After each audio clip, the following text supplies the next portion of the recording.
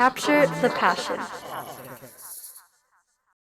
Welcome back to CPTP, Season 3, Episode 7. Today we have very special guest, Mr. Edgar Mercado and Mateo Mercado. And we're going to talk about the unofficial mentor.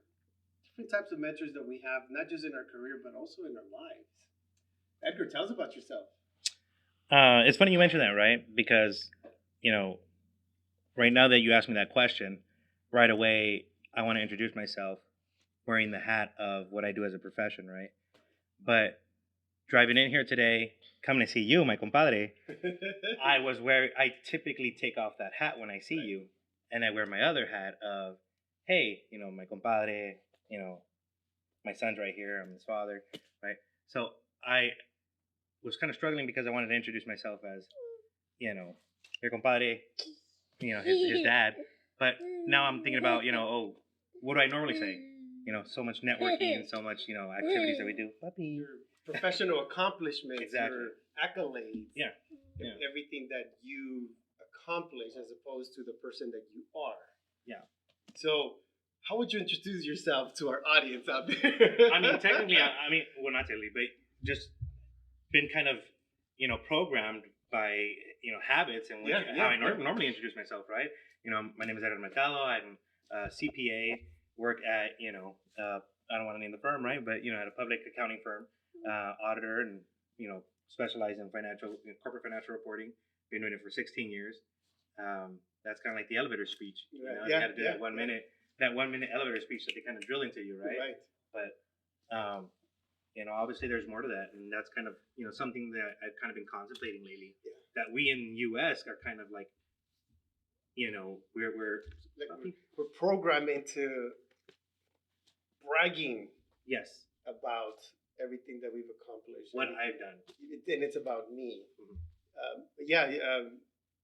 I know you at a personal level where sometimes we question, like, what do you do for a living? Yeah. You do How what? do you do that? How did you get there? What? You do that? Like, this is your son, like you're a father?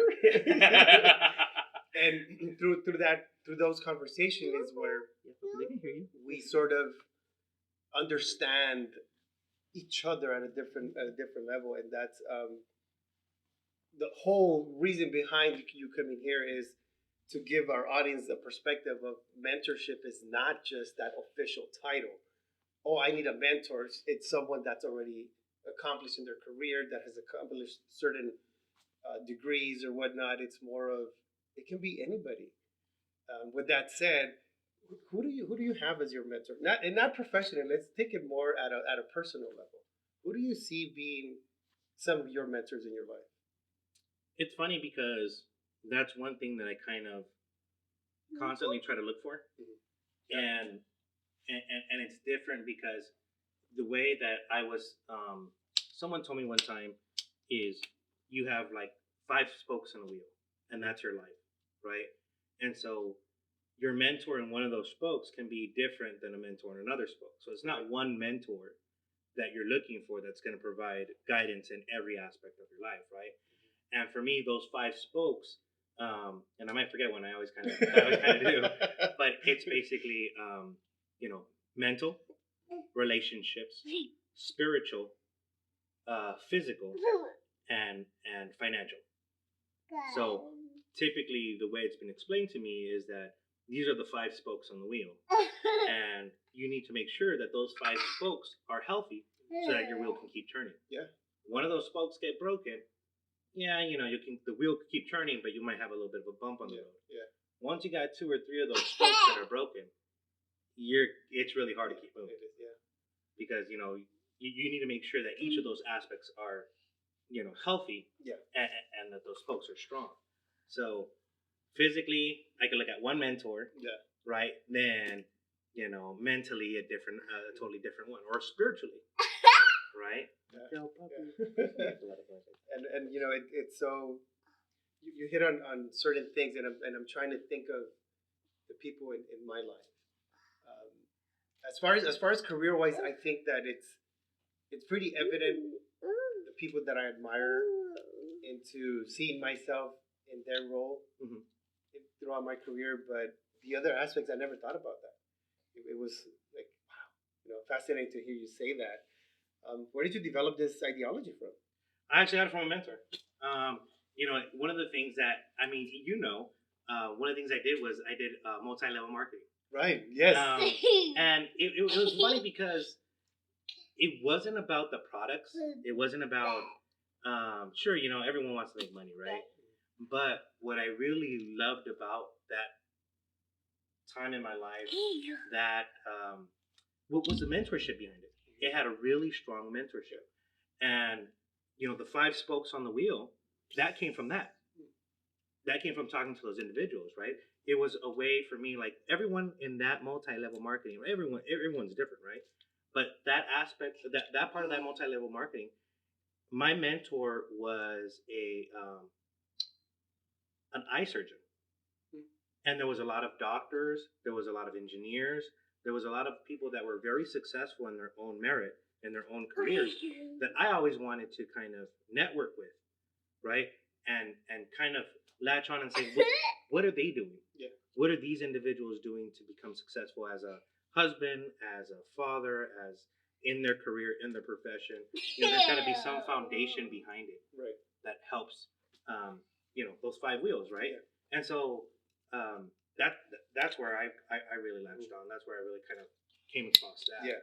And from their books that they've recommended, one of my favorite ones is the 4 language, the 4 agreements. 4 agreements. Yeah, I really love that book. I have it printed on my on kind of my wall at work. Yeah. Because sometimes it's easy to kind of fall into that stuff. Yeah. Yeah, it's fascinating just how you're going in to a business, maybe thinking that hey, this is going to be an opportunity for me to grow professionally, but then you get something completely different out of it. Just the fact that you were very receptive to something different. Yeah. You came out of there with a wealth of knowledge for your life. Yeah. That has helped you, and as our other special guest, Mateo. You want to say something, Mateo? Say hi to everybody. Say hi. Hola.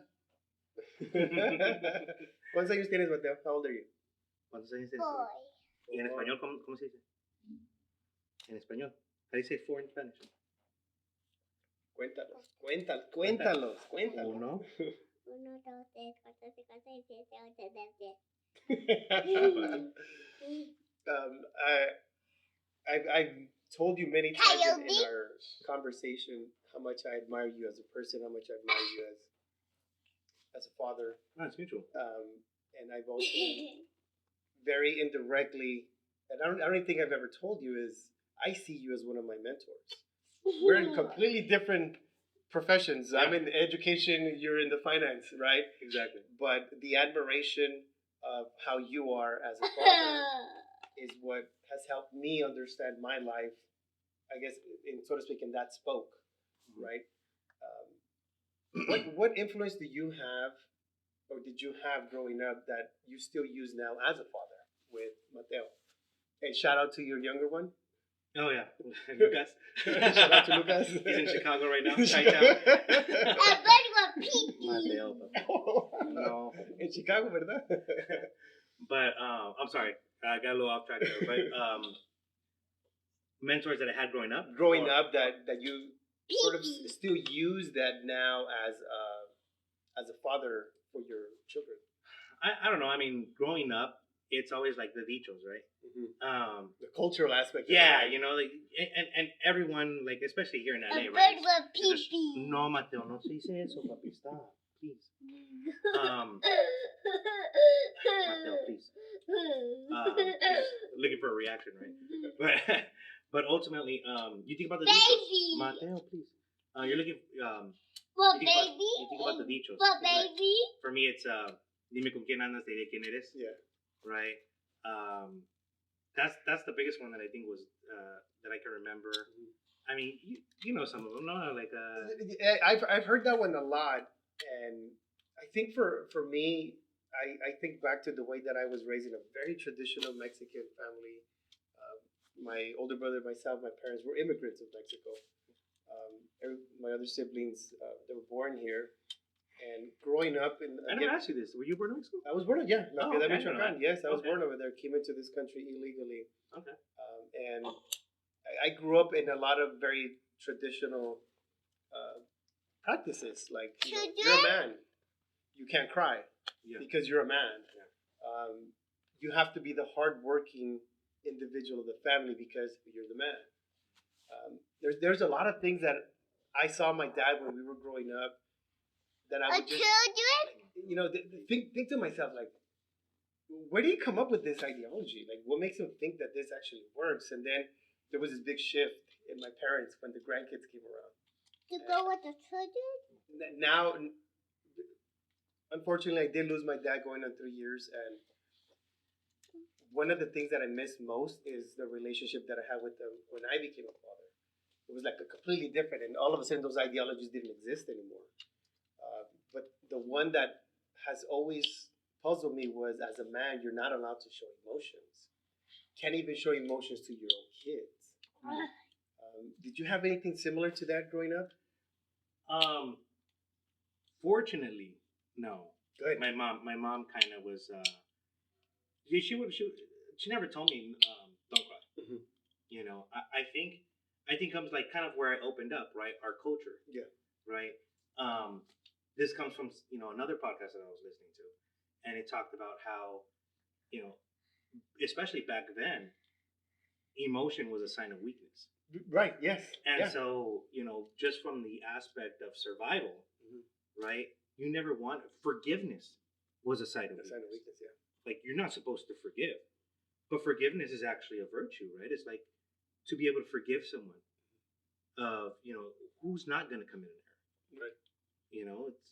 But that was a sign of weakness. And so it's more of just kind of, learning these things sometimes. And luckily for me, my mom she never told me, no vas a llorar, and my dad never really told us that either. So, it wasn't, if anything, I was probably one of the more emotional ones of my friends. I kind of wear my heart on my sleeve. I mean, I tell you, I love you. Yeah. Right? It's like, how many guys tell that to other guys? Right? We had a huge conversation about that, about just not. Pencil. Yes, those a lot of pencils. It's cute. The conversation of just not being able to articulate that emotion, let alone that be another man. Yeah. You have 2 boys. I have 2 girls. So it's culturally speaking, it's okay for me to be vulnerable and to show my emotions to my girls because they're girls. Well, I tell him I love him all the time. Right. Every day. Yeah. I remember having this conversation with my parents. I said to them, why is it so hard for you to tell us how you feel?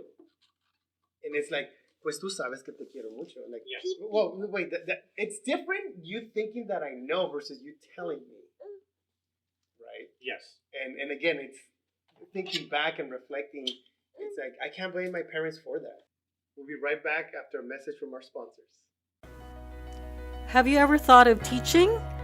Hello, my name is Leah Martinez. I am your interim project manager and director of the Community Partnerships for Teacher Pipeline, or CPTP, at Rio Hondo College.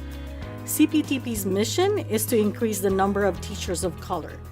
Our goal is to recruit 100 students or more and match them with teachers who have already gone through the pipeline to inspire, motivate, and support students like you who are interested in exploring or pursuing a teaching career. CPTP offers wraparound student support and services, including a dedicated mentor, a student success coach, and a stipend pay if you complete the program's requirements. This project is supported by the U.S. Department of Education's Supporting Effective Educator Development, or SEED grant, in partnership with the Center for Collaborative Education, along with 2 other community colleges, Cerritos College and El Camino College. Interested? Go to our website at www.riohondo.edu/iteach to follow the 2-step process to apply, or simply scan this QR code. Welcome back to Capture the Passion. We'll now get back to our conversation with Edgar Mercado regarding the unknown mentor. There's a difference of having the conversation with my parents. If there's a difference of you telling me that you love me versus you thinking that I know you love me.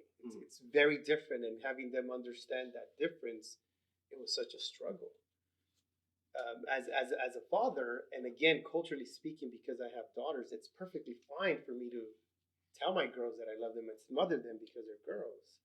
You have boys, so do you see? You didn't grow up with similar ideologies that my parents had, but has it been difficult for you to show your emotions to your children? And for me, it stems from kind of my mom, right? My mom showed me a lot of love, let me cry.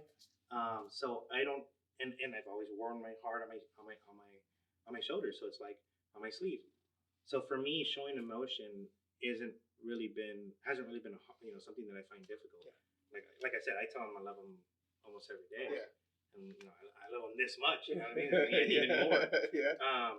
But kind of what I was alluding to was, the 5 love languages, right? And you're kind of coming from the aspect of they never told me or showed me love the way that I wanted to receive love. Right. But if you look back, they loved us. Yeah. Oh, yeah. There's no doubt. There's no doubt at all. They would have sacrificed whatever to get us whatever we needed. And I'm sure they did. Yeah. And I'm sure they did. But it wasn't what we wanted it, the way we wanted it. We didn't hear the words, right? I forget what the 5 are, but it's like words of affirmation or something like that, and gifts and time. Yeah. But what you were looking for was probably the words. Yeah. Right? But they did more on other aspects of it that we just kind of. Yeah, and it's sometimes life is very interesting and chaotic. And in retrospect, being able to study psychology and be able to have an understanding of human development, I look at my parents and I say, dang, they did a lot for us. Mm-hmm. I mean, they've done so much. Unfortunately, I don't have my dad to be able to tell him, hey, thanks, Dad, I love you too. But I hope that he knew that, not just for me, but for all my siblings. In retrospect, just thinking about everything that he did, you're right. He loved us. Mm-hmm. He sure did. One of the things that I want to take away from him, and things that I take away from you, is wearing my emotions on my sleeve. I remember my dad breaking down in a conversation that I had with them, and he said, cry if you need to. And I was an adult. That was the first time that I sort of felt okay to let emotions out, because again, culturally speaking, that was a sign of weakness. And my dad, who grew up in a far more traditional machismo culture, there was no way that he was allowed to even shed a tear, because they didn't want to see one of his sons to show weakness. So now imagine having that, and then him having 3 sons. And it's like, how am I supposed to do something that I don't know how to do? Can't fault them, right? We can't blame them. Yeah. Can't blame them for that. I look at my mom and my dad as one of probably the biggest mentors that I've had outside of the career path, and more of like a life mentors. Yeah. In your family, who do you see as your life mentors? Driving is so much fun. And it goes so many times, so driving is so much fun. Does your dad drive fast? He has a car. Is his car fast? Yeah. Is it faster than that red one that I parked next to? I don't think so. It's more for looks. I'm kidding. Okay. But, with that question in mind, to me, it's, I was always really close to my mom. Mm-hmm. And I think I latched on to her for multiple reasons. But I think a lot of it is the emotional aspect of it. Right. She was just always, whenever I was with my mom, I was always hugging her, holding her hand. Yeah, I remember. If we were at a party, I'd dance with her. I remember. Yeah, I never missed an opportunity to dance with her. So she had that special place. So for me, it's kind of like a lot of what she ingrained in me is kind of like, you know, there's still things that I think about. Like, you know, we didn't have a lot growing up, but my mom always sacrificed and made donations. And I would see all these letters coming in all the time. Hey, donate to here, donate to there. And I'm like, why, you know, what the hell? Where are we down? Where are you getting the money from? I was like, what is it? Charity starts at home? So, but, you know, now I think about it, and, you know, it's because of her that I, you know, do these little things sometimes, right? You know, sign up for these automatic, you know, charge my credit card, look at the bill, like, oh, okay. But it's stuff like that, right? Always trying to give back. And so that's something that my mom kind of ingrained in me, and I kind of see her as a big mentor in my life. What do you take away from her mentorship to you that you carry on now as a father? If anything, I think my mom, her faith. My mom was really strong in her faith. I mean, I would come home sometimes, and I would catch her praying the rosary. I didn't know what she was doing at the time. I didn't know what praying the rosary was, right? I just would see her hincada over the bed and just kind of praying. And, you know, looking back, I realized, you know, she was praying for us. She was praying for, you know, each one of her kids. You know, I know me when I was struggling, my sister, you know, my sisters, my brother. And then she would go to church on the weekdays. I didn't know there was mass on weekdays. I was like, Sundays, why are you going to church on Thursday? Why are you going to church on Wednesday? You know what I mean? But, you know, it was, you know, holy hour. Something that I've learned about that I want to start doing. You know, it's because of her that I kind of grew up in the church. I don't know if I've shared this with you, but, you know, went to private school for 4 years, but, you know, from there became an altar server, choir member. Then you can think about it? You know, sometimes. You know, get a couple drinks in, you know. But, you know, choir member, lector. And so I was helping out the church a lot. Now that I got married and moved to Santa Clarita, right, it's kind of been a little bit more of, I haven't done as much of that. And to be honest, I kind of miss that aspect. And kind of want to, you know, maybe once they get a little bit older, start doing that a little bit more. And showing them what that's about. Because one of the things right now too, and you know, there's a Catholic podcast that I also listen to. Is that there was a one the tiger gets flat. Oh, that's true. Yeah. But in the Catholic podcast that I listen to, they were talking about how men are absent from the church. And I heard that one. I heard that one. Oh yeah.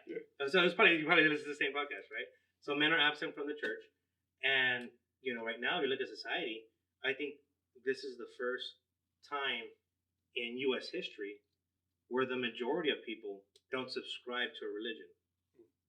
So I think faith, especially faith in the family, it's all about mentorship, right? But I know it's kind of also being rooted in the family. Faith in the family is a good foundation for how you raise your kids. That caring aspect. Right. Yeah. Going back to faith, that's how we united our bonded our friendship even more.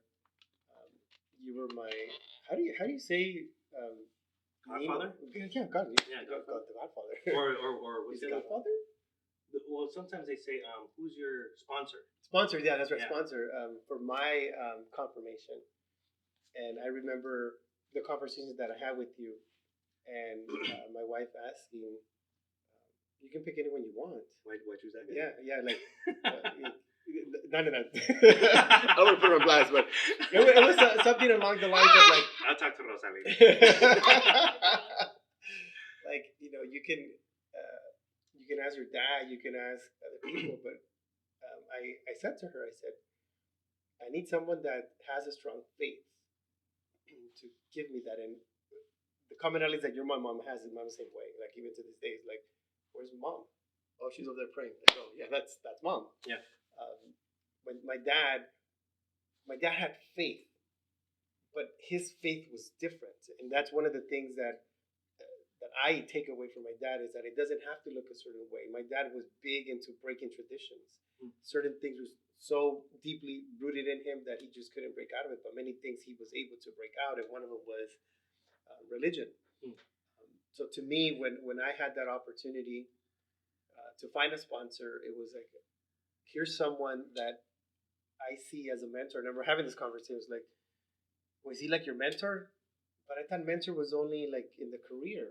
Yeah. And it's not. It's beyond that. It's a life mentor. It can be mentor for faith, for relationships, what have you.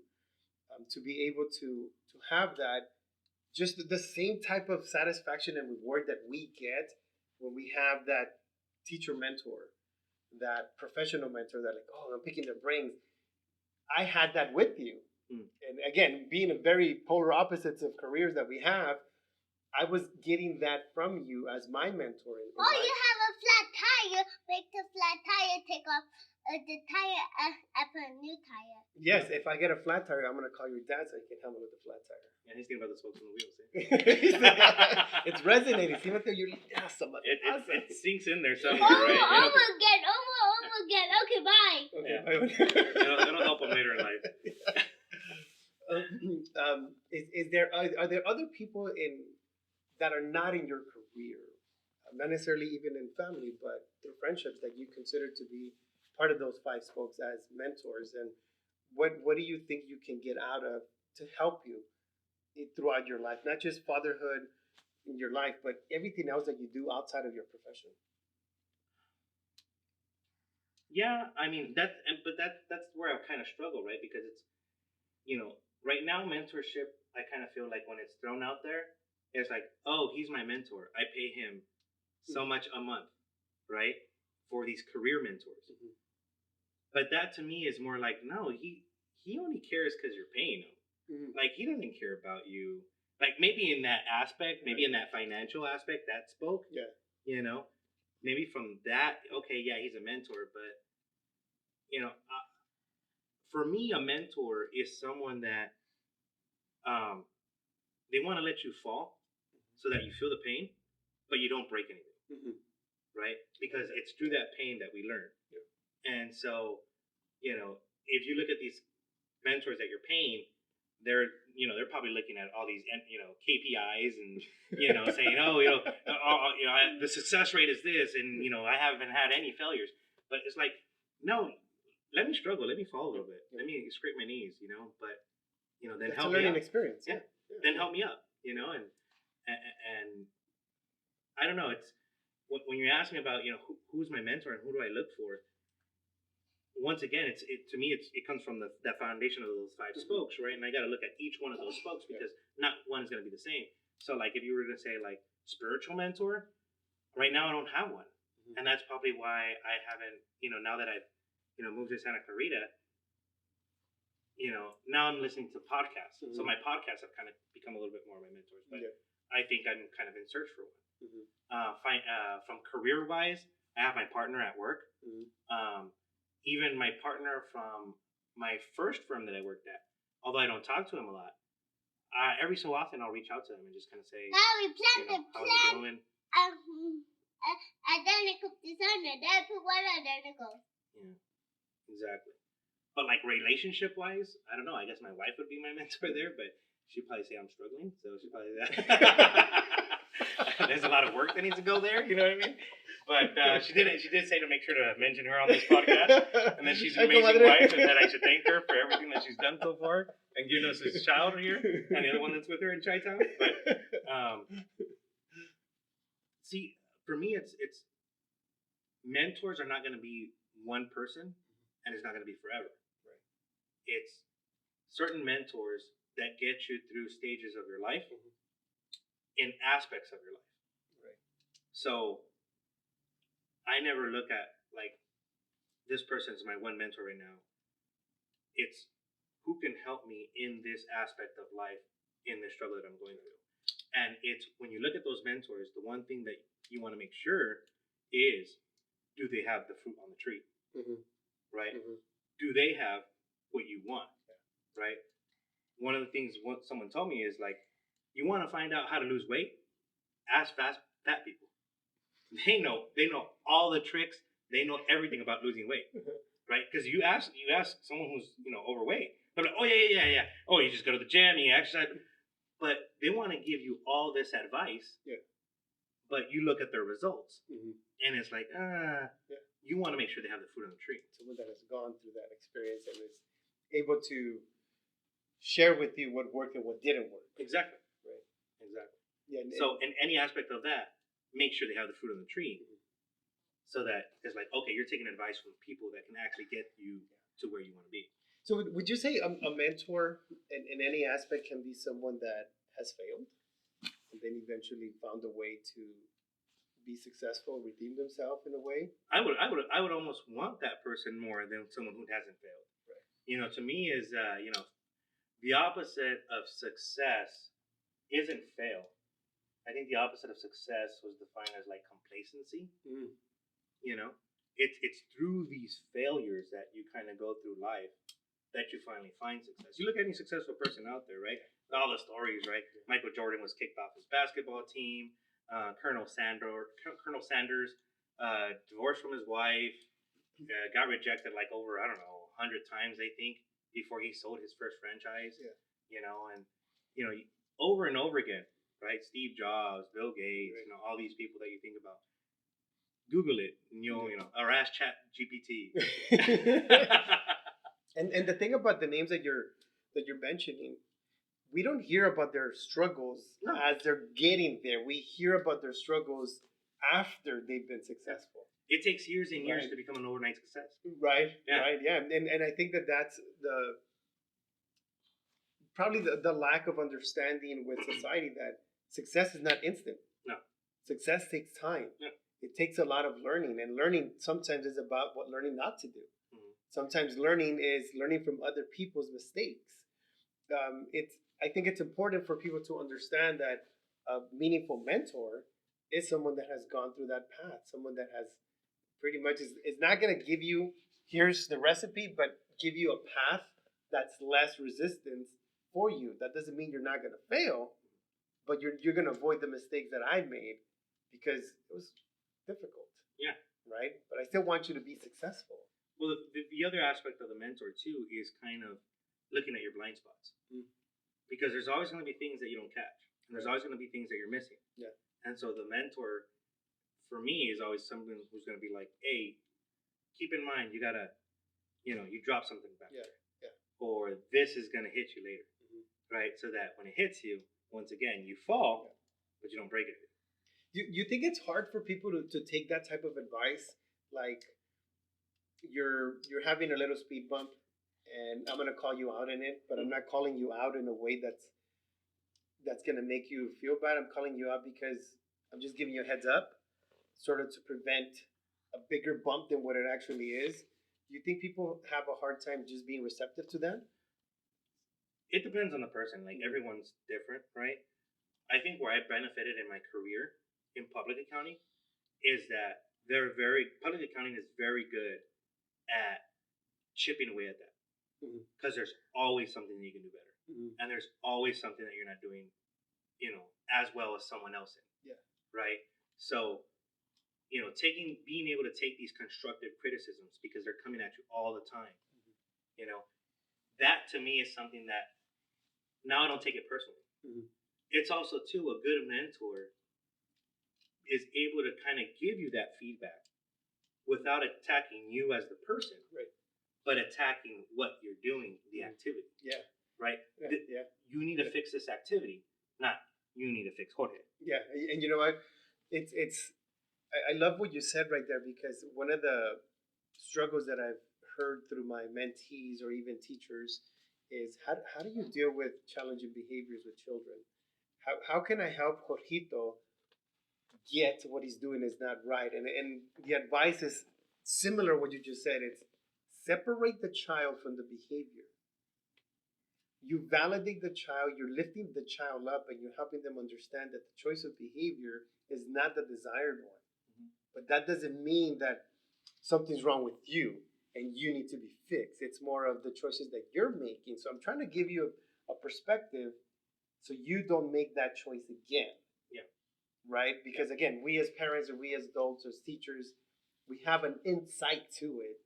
So to avoid you falling and breaking a bone, I'm gonna let you fall, but not break a bone. Yeah. Be able to still bring you back and lift you that way. I love that point. It makes a lot of sense. And as you're talking in my mind, I'm like, yeah, that's exactly the way it is, and that's exactly the way that we want it to be. What do you want your children to get out of you as a father, and I'm sure as a mentor? I think at the end of the day, I just want them to be successful in their own right. And going back to those 5 spokes on the wheel, that each one of them is healthy. Yeah. Right? It's not what I want them to do. Like, oh, he's going to be a doctor. He's going to go to this school, and he's going to go, no. Pushing them in that Yeah, right? Yeah. So I want them to kind of, be able to, at the end of the day, be able to figure out their own path in life. Yeah.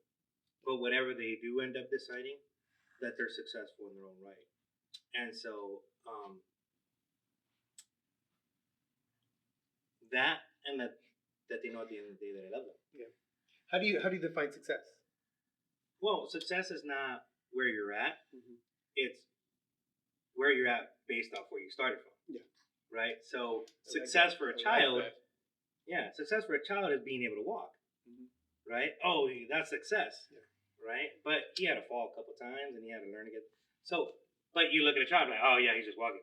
Yeah. That's not successful. So every person's definition of success is different, right? To me, it's for me, when I look at myself and people say that I'm successful, I'm like, yeah, I take it from like where I came from to where I'm at now. Right. And so when I think about them and their success, I forget who said it. I don't know if it was like Albert Einstein or someone, but I'm able to see far because I stand on the shoulder of giants. Mm-hmm. Right. My success has been because of the foundation and the shoulders that I stand on, which are my parents. Right. His success, not that I want to put like a, oh, you got to get up, but I'm hoping it's much higher because now he's standing on my shoulders. Right. And I'm hoping that he can see a lot further, and that, I'm trying to give him or ingrain in him like, opportunities and arm him with the tools of life that he could use whatever, setting those foundations. Yeah. And I think that's what we want for our future generation is where your starting point is. Even if you took one step. Water? You need water? Well, that one word and you got everything. You want a little bit of juice? Even if you take one step, it should be seen. I hope it is. It should be seen as success, right? Jesus juice.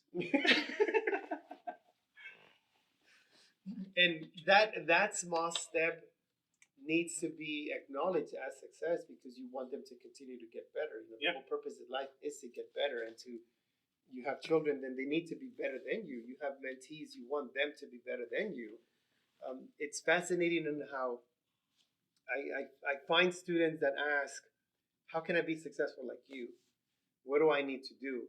And that question bothers me so much because I tell them, don't compare yourself to me or anyone else. Yeah. Rather focus on what you want to do and find a way to get there.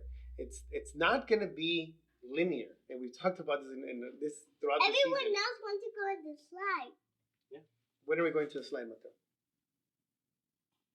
Did you see it when you were coming up? There's a there was a slide? Maybe we can go check it out. A slide is a compilation. Okay. Well, let's go. This idea that success is linear. Yes. And I think that is, in my opinion, a recipe to potential failure because you're setting yourself to certain deadlines, and if you don't meet that deadline, you're probably going to be really upset. Niner house. Good job, people. That how you decide to define success and how you decide to get there. Yeah. It shouldn't have a linear path. In what is in math? Fastest distance from point A to point B is a straight line. Yeah. No. And a lot of people think that that's the way success is.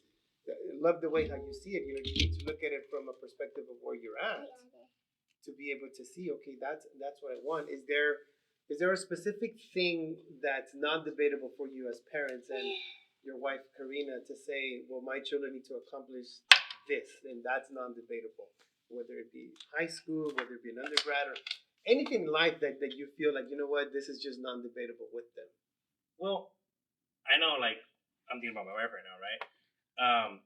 She's gonna look at this later, but for her is they're gonna go to college. Yeah. And doesn't matter what they study, doesn't matter what they're gonna go to college. I'm a little bit more on the fence because I feel like college right now has kind of taken a turn where it's like there's so many people that graduate in degrees that there's no job for, right? And so to me, it's like start with the end in mind, right? There's a means to an end. College is a means to an end. Right. Well, I wouldn't say means to an end because you should always be learning and always be right. developing yourself. But there's a lot of careers right now where I don't think you need college. Look at our other compadre, Hector, right? He's IT tech. You could take a lot of courses online, get certified, right? Don't need a bachelor's degree.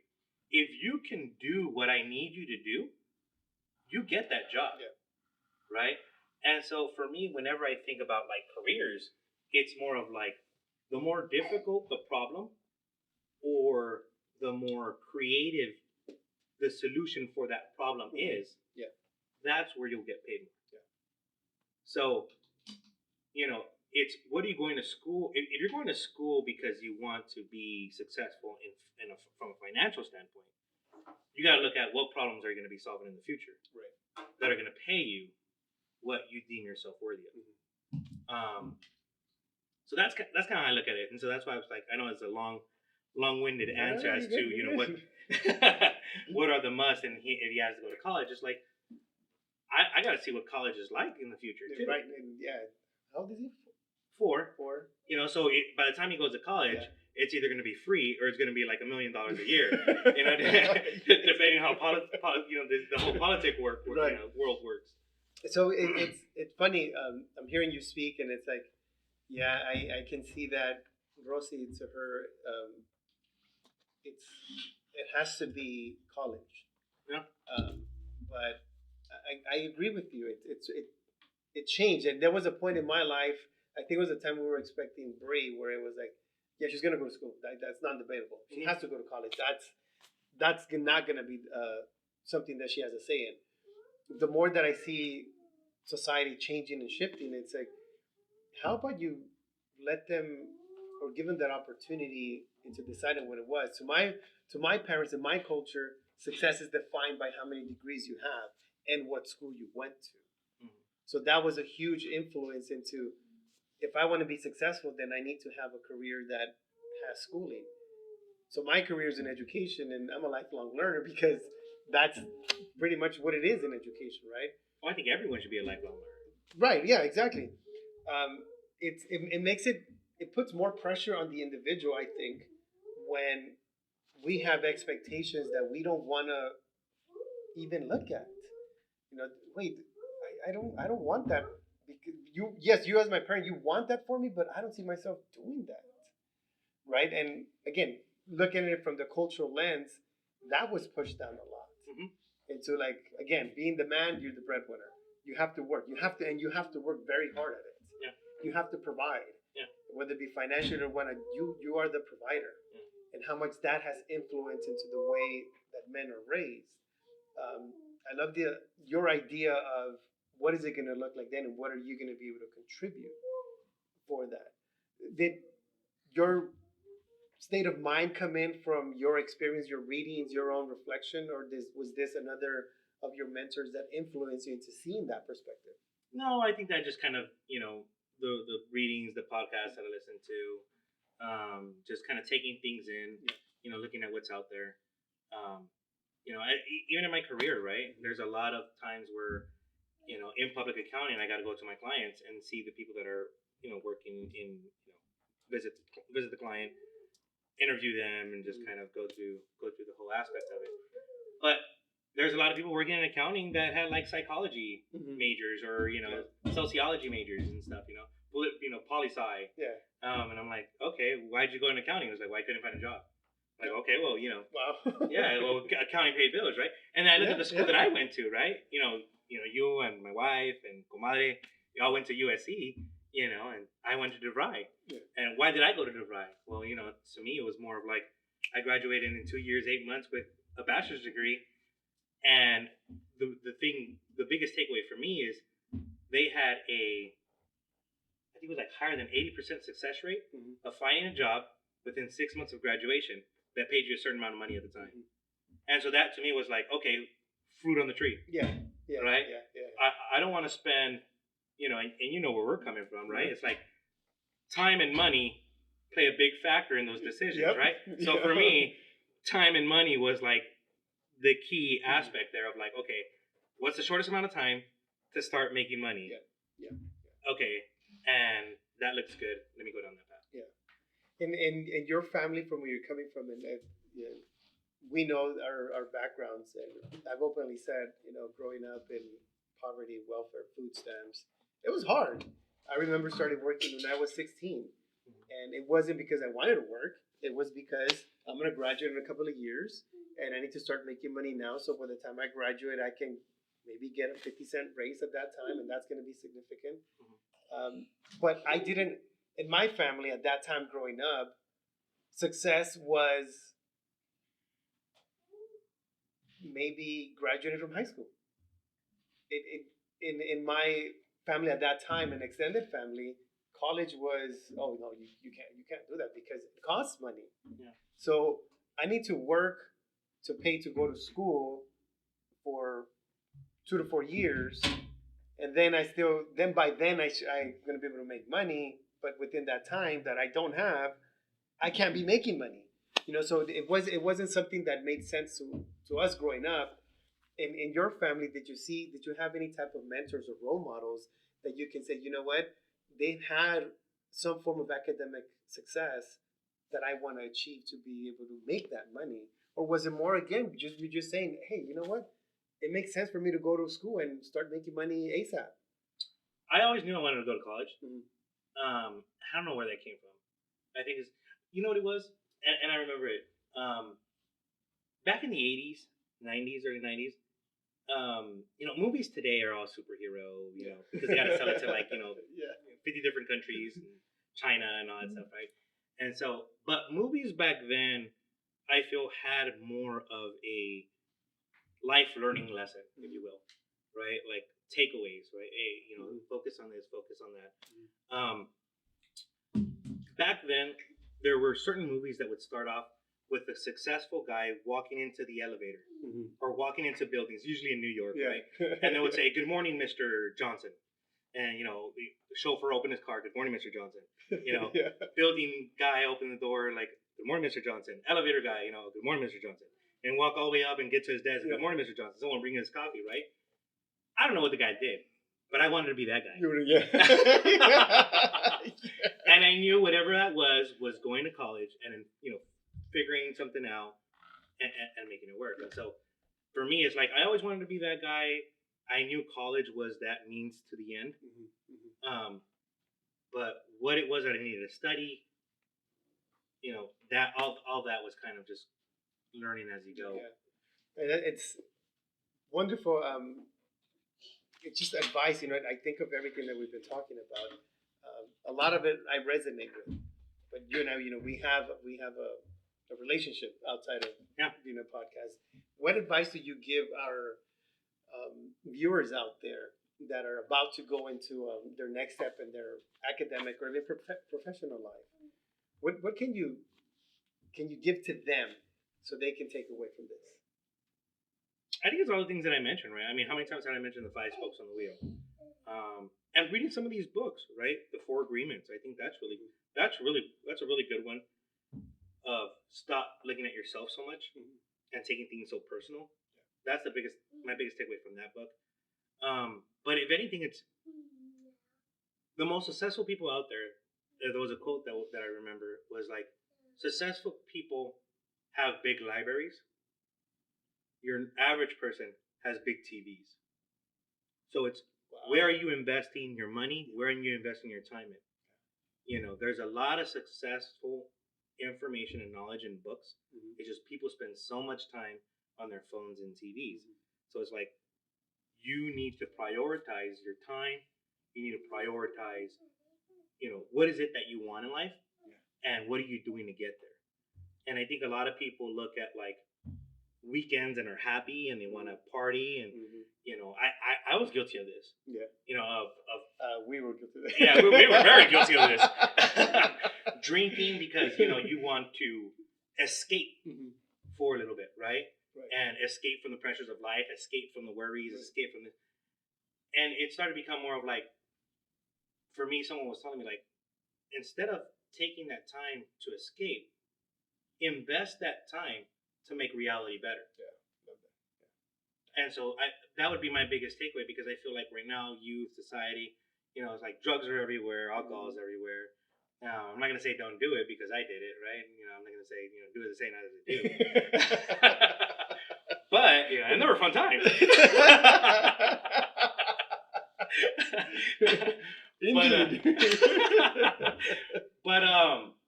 But yeah, focus on making your reality better. Focus on you. I mean, that's the biggest investment that you can make that no one can ever take away from you. Yeah.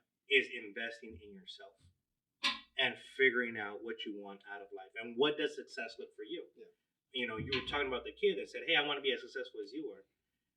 I think what that kid saw was, you know, he's probably limited in being able to see other successful men out there in society. Right. I know I was, right? You know, I think about a neighbor. He went to Stanford. I'm more of a USC guy, but, you know. So successful was kind of there, right? But, you know, and he was someone that I kind of looked up to from far away as, like, not really a mentor, but just more of, like, hey, this guy's setting the bar. Role model, right? Someone I need to kind of follow. But I bring it back to the kid that was asking me and saying, hey, I want to be as successful as you are. I think it's more of like people that say that, and nothing against the kid, but people that say that don't have a lot of other people that they can look at to say, hey, this is someone that set this bar right here. Right. I want to be able to meet that type of bar, right? And so you're probably looking at him and you're like, oh, well, you know, I still have a ways to go. Yeah. You know, and like I'm not successful. But once again, success is not where you're at. It's where you're at from where you started from. So you're looking at success down the road. He's looking at you like, oh man, this guy's successful. It's, well, yes. Yeah, I mean, you are very successful. And especially to these these younger people that are following in our footsteps, right? So I think that's the biggest takeaway is more of like investing in yourself, and trying to find people that, you know, out there that you can kind of latch onto. And I think it's a little bit easier now with social media. Yeah. But it's definitely. But it's what do you follow on social media? That's the biggest question there, right? These are tools. Mm-hmm. Now, are you using these tools to help you, or are you using these tools to hinder you? Yeah. Right? And then, you know, the biggest thing is like, you know, social media, right? If the product is free, then that isn't the product. You're the product. You're the product, yeah. Right? Yeah. Facebook isn't selling, you know, the post. Facebook is selling you to their advertisers. Yeah. Instagram, all that stuff, right? So you got to always remember that, right? It's like, where do you fall in the bigger picture? Yeah. And are you being used at the end of the day? And the best thing to do is, like you said, invest in yourself. Invest in yourself. Invest in yourself. Wow. A lot of great things there. Thank you so much, Edgar. Appreciate you, compadre. Yeah. And we'll see you in the next one. I love you, man. Love you, compadre. Capture the passion.